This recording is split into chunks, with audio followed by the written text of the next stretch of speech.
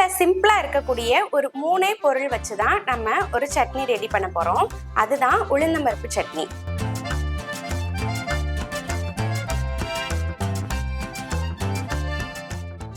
இதுக்கு 50 கிராம் உளுந்தம்பருப்பு, 4 வரமிளகாய், உப்பு இருந்தால் போதும். டக்குன்னு நம்ம ரெடி பண்ணிடலாம். அடுப்பில் கடாய் வச்சு நம்ம கொஞ்சமாக எண்ணெய் சேர்த்துக்கலாம். எண்ணெய் நல்லா காஞ்சதும் நம்ம எடுத்து வச்சிருக்க உளுந்தம்பருப்பை இதில் சேர்த்துக்கலாம். உளுந்தம்பருப்பை ரொம்ப கருக விட்டுறாமல் இருக்கிறதுக்கு மீடியம் ஃப்ளேம்லேயே வச்சு இந்த மாதிரி நம்ம பொன்னிறமாக வறுத்துக்கலாம். இப்போ பாருங்கள், இந்த மாதிரி பொன்னிறமாக வறுந்து வந்த உடனே நம்ம அடுப்பை ஆஃப் பண்ணிடலாம். இதை நம்ம ஆற வச்சு எடுத்துக்கலாம். இப்போ நம்ம எடுத்து வச்சிருக்க வரமிளகாய் இதில் சேர்த்துடலாம். இப்போ நம்ம வறுத்து வச்ச உளுந்து ஆறிடுச்சு. இதையும் நம்ம மிக்ஸி ஜாரில் சேர்த்துக்கலாம். இப்போ இதை அரைக்கிறதுக்கு இதுக்கு கொஞ்சமாக தண்ணி ஊற்றிக்கலாம். இப்போ நம்ம அரைச்சி எடுத்துகிட்டு வந்தாச்சு.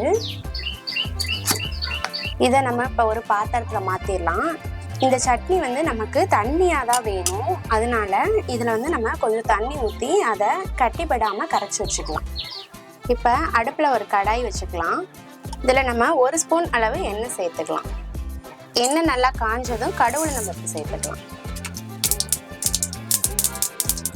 இது பொரிஞ்ச உடனே நம்ம கருவேப்பிலை சேர்த்துக்கலாம். இப்போ நம்ம அரைச்சி எடுத்து வச்சுருக்க சட்னியை இதில் சேர்த்துக்கலாம்.